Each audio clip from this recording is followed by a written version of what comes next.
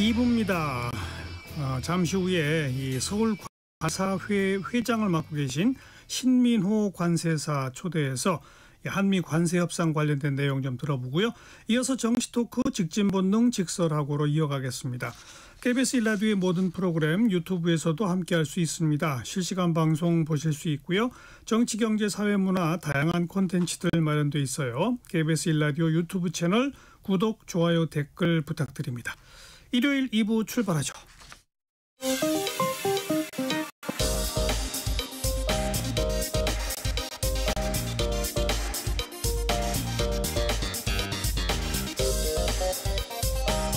팩트체크 진짜 뉴스 정관용의 시사본부 KBS 1라디오 들어보면 압니다.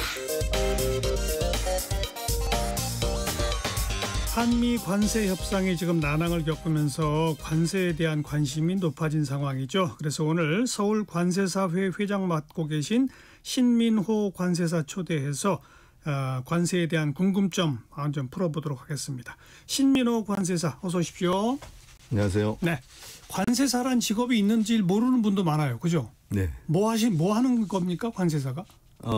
관사는 기업 수입 물품이 정부에서 정한 세관을 통과할 때 FTA 관세라든지 뭐 부가세라든지 이런 걸 신고해서 납부하도록 도와주는 역할을 기본적으로 하고요. 또 물품을 수출하지 않습니까? 예. 수출하게 되면 수입 시 냈던 관세들을 돌려받는 환급 제도가 있거든요. 예. 환급받을 수 있도록 도와주고 그에 따라서 정부에서 수출입 물품을 규제할 때 관세법이나 외국환거래법, 무역규칙 이런 거를 준수할 수 있도록 도와주는 전문가입니다. 관세사 숫자가 얼마나 돼요, 우리나라에? 저희가 한 2,200명 정도 되죠. 그럼 대부분의 그 수입 수출을 하는 기업들은 다 관세사의 도움을 거의 받아야 된다? 네, 뭐 한 97, 8%는 그렇군요. 네, 관사 도움을 받고 있습니다. 알겠습니다.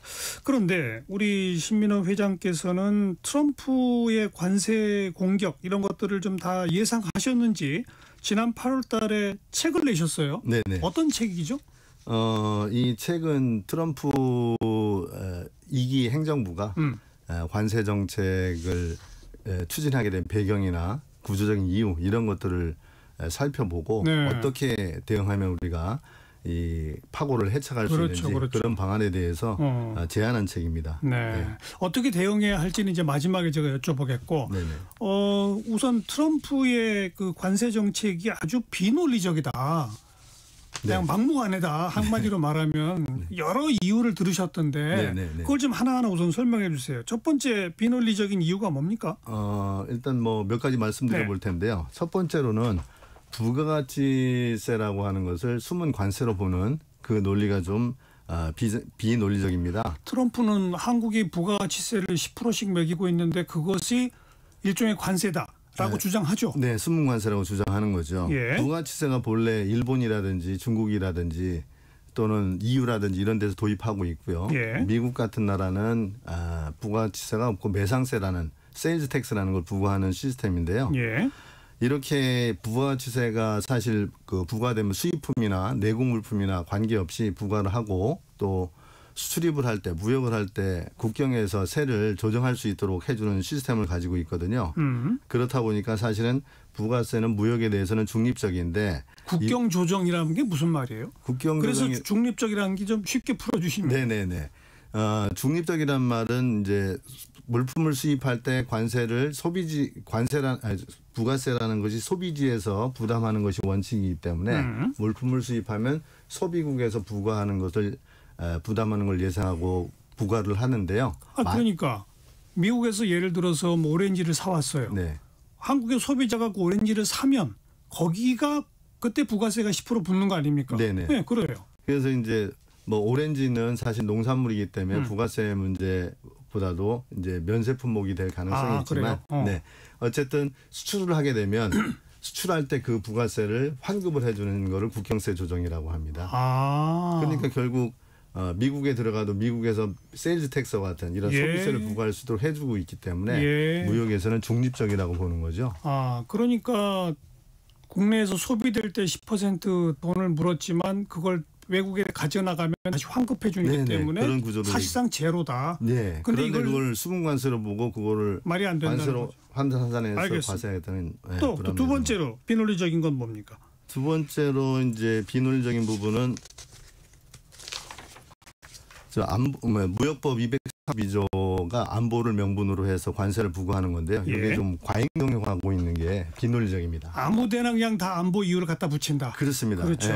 철강 알루미늄처럼 동맹국에서 수입해오는 물량까지 국가안보위험으로 묶어가지고 지금 50% 고관세를 부과하는 거 아니겠습니까? 그런데 이렇게 매기면 결국 미국이 주체가 돼서 스스로 만든 동맹국의 공급망들을 스스로 흔드는 거기 때문에 문제가 있고요. 그래서 WTO도 사실 무역법 232조와 301조 관세가 WTO 무역규범에 반한다 이렇게 지적한 바 있습니다. 그렇죠. 사실상 미국이 WTO를 그냥 형용화시켜버리고 있는 거 아니에요? 맞습니다.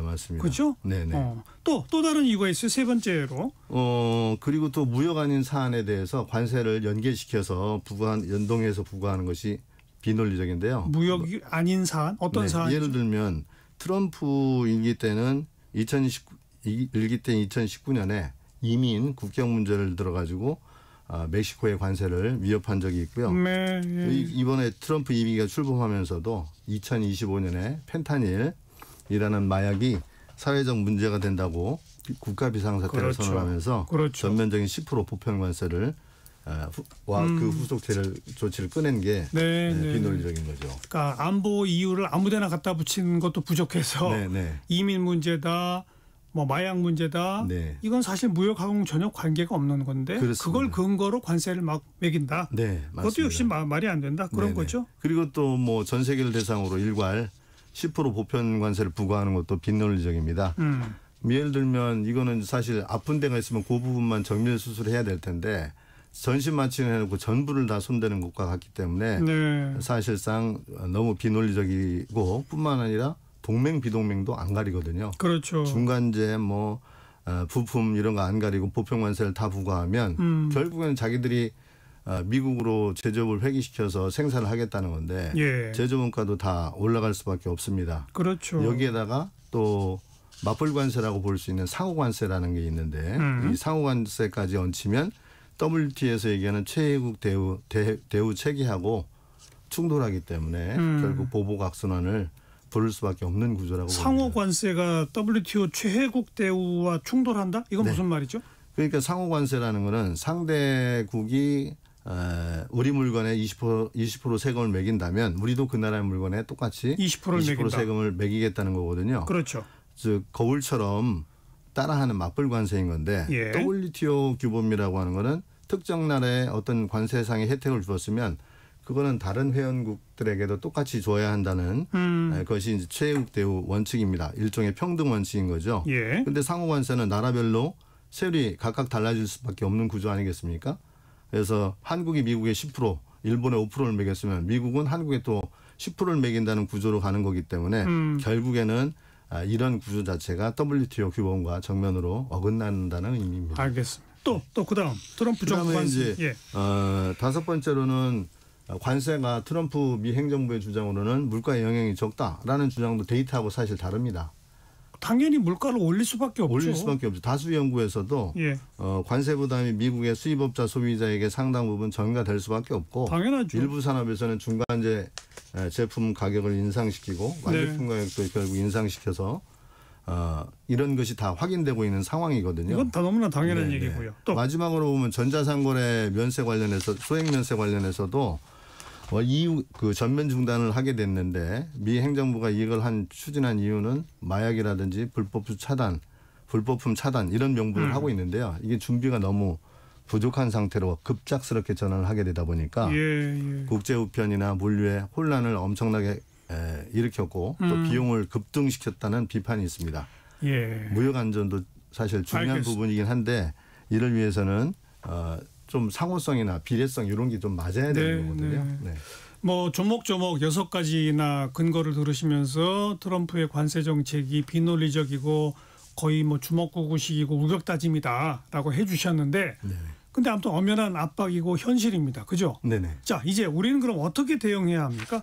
뭐 한마디로 정부는 사실 한국하고 미국이 FTA 협정을 맺고 있거든요. 한미 FTA 원산지 검증을 좀 강화해서 해야 되고 또 기업들의 입장에서 볼 때는 이제 갑자기 고관세 리스크가 생겼기 때문에 리스크 관리를 해야 되고 예. 시장을 다변화하고 상품도 다변화해서 버텨야 된다고 봅니다. 실무상 포인트만 좀 말씀드려보면 먼저 정부가 원산지 검증을 강화해야 된다. 네네. 이건 왜 연결이 되는 겁니까?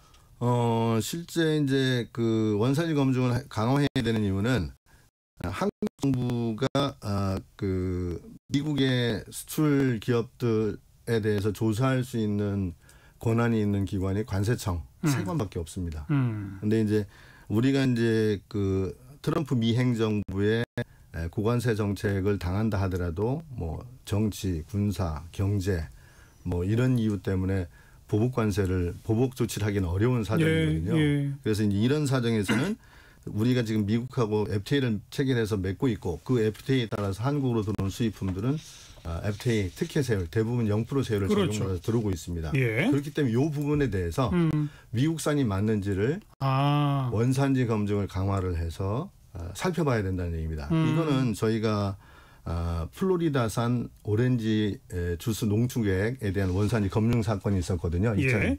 2013년 4년도에 예. 이 사례를 참고할 수 있다고 봅니다.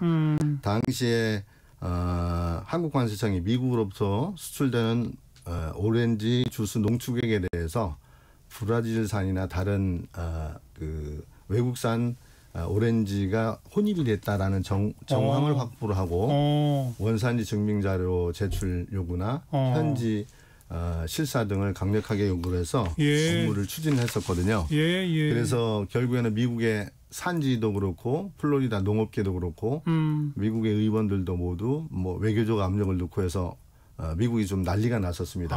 그러다 결국 오바마 대통령이 한국을 방한할 때 의제를 올려서 사실 약간 정치적으로 마무리가 됐었거든요. 그렇기 때문에 이런 부분을 참고로 하면 알겠습니다. 분명히 미국에서도 반응이 있을 수 있다고 봅니다. 네. 우리 물건이 미국 들어갈 때 미국이 막 세금을 매기니까 우리도 미국 물건 사올 때 세금 매기자. 근데 이게 안 되니까 대신에 우리가 할 수 있는 합법적 권한인 원산지 검증을 더 철저히 강화하는 것이 우리의 무기가 될 수 있다. 그렇죠. 정부 입장에서 볼 때는. 알겠고요. 그럼 기업은 어떻게 해야 한다고요? 기업의 입장에서 볼 때는 사실 관세사하고 함께 관세 리스크를 관리해야 합니다. 이 부분은 트럼프 2.0의 경고라는 책에 자세히 나와 있는데요. 예를 들면 미국 수입 통관 절차가 복잡해지고 또 관세들도 중첩하는 기본 관세, 보편 관세, 상호 관세를 붙이고 반덤핑 관세를 붙이는 이런 구조들로 중첩되게 돼 있거든요. 그렇죠. 이런 부분에 대해서 전문가인 관사하고 함께 할 수밖에 없는 함께 연구해서 시뮬레이션 해볼 수밖에 없는 구조고요. 또 수출입할 때 계약서에 관세 변동 시 가격 조정 조항을 넣어두거나 또 수입 부품의 원산지를 다변화하는 식으로 갑자기 관세가 오른다면 어떻게 대응할까 하는 거를 미리 시뮬레이션을 해봐야 됩니다. 그래서 저는 이렇게 준비하는 것을 관세 안전벨트라고 부르고요. 평소에는 좀 불편해 보이지만 관세 안전벨트를 매라 기업들. 관세하고 함께 매야 된다. 그다음에 이제 시장과 제품 다양화 이거는 미국 의존도를 좀 낮춰야 된다 이거죠. 네, 맞습니다. 그래서 사실 미국이 문을 걸어 잠그려고 하고 있는 상황인데요. 그럼 다른 문을 열어야 되니까 결국 동남아, 유럽, 중동, 남미 등 새로운 시장을 개척을 하고 또 미국 시장에서 관세에 민감한 품목들 아닌 좀 덜 민감한 품목들 소비재나 틈새 제품 이런 쪽으로 눈을 돌려서 당연하죠. 전략을 좀 바꿔야 된다는 생각입니다. 근데 결과적으로는 아까도 언급됐지만 미국에 수입되는 모든 물건의 값이 올라갈 테니 미국의 물가를 자극해서 결국 미국 경제한테도 안 좋게 될 거 아니에요? 안 좋습니다. 그러니까 그런 안 좋은 영향이 많이 나타날 때까지 시간이 좀 걸리는데 그걸 우리가 잘 버텨야죠. 맞습니다. 서울 관세사회 회장 신민호 관세사 함께 만났습니다. 오늘 고맙습니다. 감사합니다.